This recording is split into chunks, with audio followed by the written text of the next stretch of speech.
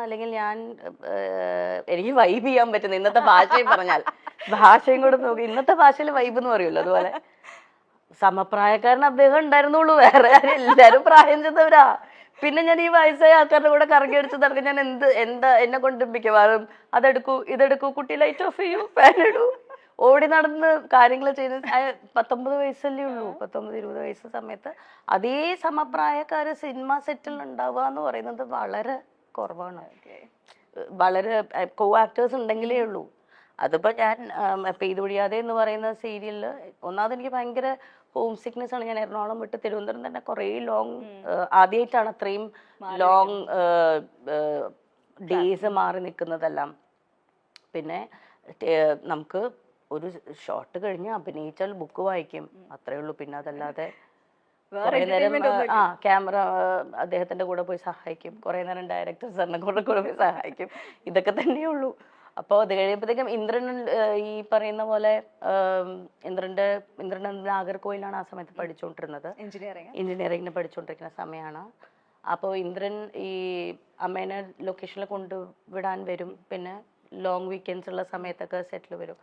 നമ്മൾ ഓരോ കാര്യങ്ങൾ പറയും, ഒബ്വിയസ് ആണല്ലോ. ഇപ്പൊ ഇന്ന് ഏതെങ്കിലും നമ്മളുടെ വീട്ടിലൊരു ഗ്യാതറിംഗ് നോക്കിയാൽ തന്നെ നമ്മുടെ കുട്ടികളെല്ലാവരും സമപ്രായക്കാരോടൊപ്പം അല്ലേ സംസാരിക്കുക. അങ്ങനെ സംസാരിച്ചു തുടങ്ങിയതാണ്. പിന്നെ സെയിം ടേസ്റ്റ് ഓഫ് മ്യൂസിക് ആണ്. പറയുന്ന കാര്യങ്ങളിലും കുറേ ഈ പറയുന്ന പോലെ റിലേറ്റ് ചെയ്യാൻ പറ്റി എന്നുള്ളൊരു സംഭവമുണ്ട്.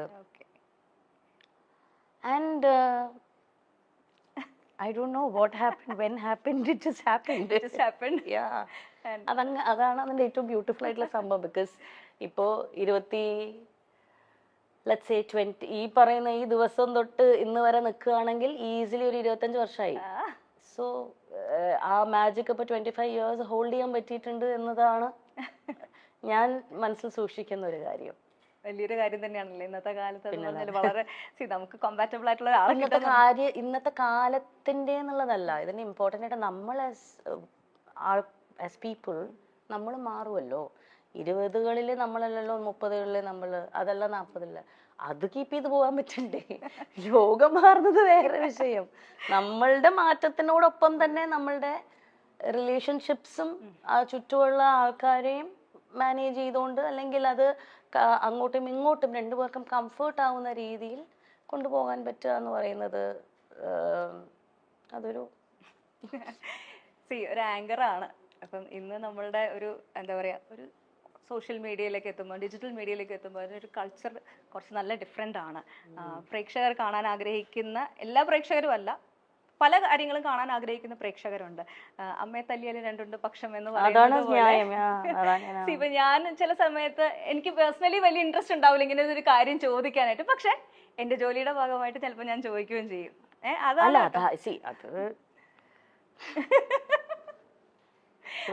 അപ്പൊ ആ ഒരു അങ്ങനെ ഒരു ആങ്കറിങ്ങിൽ വന്നിട്ടുള്ള ഒരു മാറ്റം, ഇപ്പം ഇന്റർവ്യൂസ് ഇതേപോലെ കഥ ഇതുവരെ അല്ലാതെ തന്നെ ഒത്തിരി നല്ല നല്ല ഇന്റർവ്യൂ പ്രോഗ്രാംസ് ചെയ്തിട്ടുണ്ട്. ഞാനൊക്കെ കണ്ടു. ഒരുപാട് നമ്മുടെ അപ്പൂസൊക്കെ ഭയങ്കര ഫാനായിരുന്നു കേട്ടോ. കഥ ഞങ്ങളുടെ ചാനലിൽ തന്നെ ഇങ്ങനെ ഒരു ഷോ കോൺസെപ്റ്റ് കൊണ്ടുവന്നത് കഥ ഇതുവരെ ഇൻസ്പയർഡ് ആയിട്ടാണ്.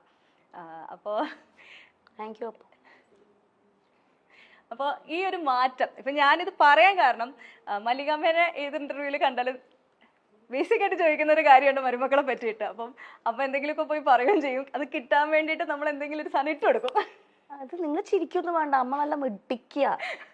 അമ്മയ്ക്ക് അറിയാം നിങ്ങൾക്ക് എന്താ വേണ്ടെന്ന്. അതുകൊണ്ടാണല്ലോ നിങ്ങൾ പിന്നെ ചോദിക്കുന്നേ.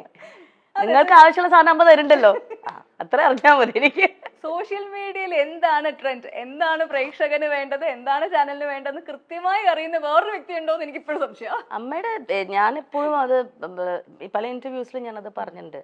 അമ്മയുടെ പ്രായത്തിൽ അത്രയും റെലവെന്റ് ആയിട്ട് നിൽക്കാൻ പറ്റുക എന്ന് പറയുന്നത് ഭയങ്കര ഡിഫിക്കൽട്ടായിട്ടുള്ളൊരു കാര്യം തന്നെയാണ്.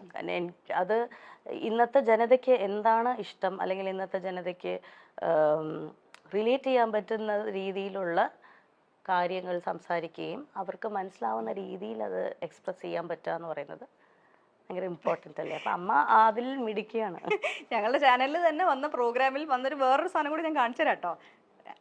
അമ്മയുടെ ആൻസർ പറഞ്ഞു. ഇത് കേട്ടിട്ട് മരുമക്കളുടെ റെസ്പോൺസ്, നമ്മൾ ഇതിൻ്റെ ഒരു റിയാക്ഷൻ ആക്ച്വലി വേറെ വന്നിട്ടുണ്ടായിരുന്നു. ഇത് ട്രോളാണ് കേട്ടോ.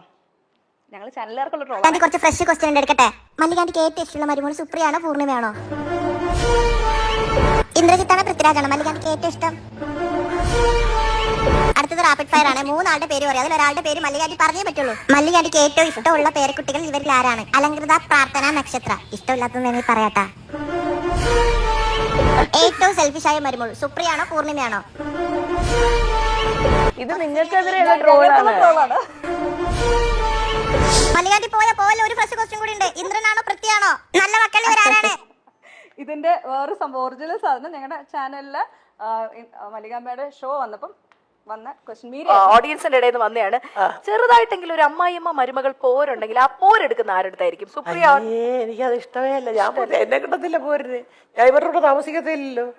പിന്നെ പോരെടുക്കാൻ ഇതെങ്ങനെ പോരെടുക്കുന്നത്? ഞാൻ നിൽക്കത്തില്ല. ഞാൻ വേറെ അത് പറയാൻ മക്കൾക്ക് വലിയ പരാതിയാ കൂടെ ശ്രദ്ധിക്കാതെ. ഞാൻ അതല്ല, അതുകൊണ്ടാണ് ഈ സ്നേഹം. നമ്മള് കൂടെ കിടന്ന് വരവേ തീർന്ന കാര്യം അതോടുകൂടി തീർന്നു. അല്ല, എന്നാൽ ഒരു ഇച്ചിരി മല്ലികാന്റിക്ക് ഇവളെ ഒന്ന് സൂക്ഷിക്കുന്നതാണ് നല്ലതെന്ന് തോന്നിയത് ഇവരിൽ ആരെയാണ്? നിങ്ങൾക്കിത് എന്താണ് എന്തറിഞ്ഞാലാണ് നിങ്ങൾക്ക് സന്തോഷാവുക? എനിക്കതറിയാം. ഏത് ഉത്തരം കിട്ടിയാലാണ് നിങ്ങൾക്ക് സന്തോഷാവുക? എന്താ നിങ്ങൾ കേൾക്കാൻ ആഗ്രഹിക്കുന്നത്? ഇത് കേൾക്കുമ്പോ എന്താ തോന്നുന്നു ശരിക്കും?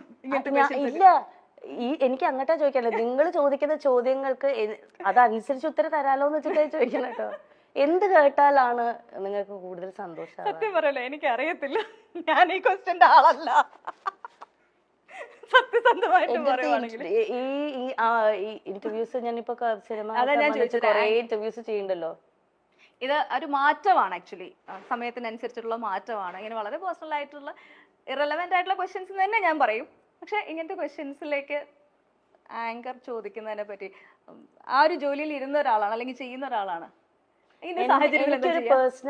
എനിക്കൊരു പേഴ്സണൽ റൂളുണ്ട്. ഞാൻ മുമ്പിലിരിക്കുന്ന വ്യക്തിയെ അതിപ്പോ ഒരു ഇന്റർവ്യൂവർ എന്ന രീതിയിൽ ഞാൻ ഇന്റർവ്യൂ ചെയ്യുന്നപ്പം കഥ ഇതുവരെ ചെയ്തപ്പോഴാണെങ്കിലും അത് കഥ ഇതുവരെയിലാണ് എൻ്റെ ലൈഫ് ചേഞ്ചിങ് ജേർണി ആയിരുന്നു കഥ ഇതുവരെ എന്ന് പറയുന്ന ആ സമയത്ത്. കാരണം ഞാൻ ഇന്റർവ്യൂ ചെയ്തിട്ടുള്ള കുറേ മഹത്തായിട്ടുള്ള വ്യക്തികളും അവരുടെ ജീവിത പാഠങ്ങളിലൂടെ ഞാൻ പഠിച്ച കാര്യങ്ങൾ കുറേയാണ്. കാരണം ഞാൻ അവരെ മുമ്പിൽ ഇരുത്തുന്നതിന് മുന്നേ കുറേ അവരെക്കുറിച്ച് പഠിച്ചിട്ടാണ് അവിടെ ഇരിക്കുന്നത്. ഒരു പ്രോപ്പർ ഹോംവർക്ക് ചെയ്ത് ഒരാഴ്ചയോളം അവരുമായി മാനസികമായി സഞ്ചരിച്ചിട്ടാണ് നമ്മൾ ഒരു ഇന്റർവ്യൂവിന് അവരെ കൊണ്ടിരുത്തുന്നത്.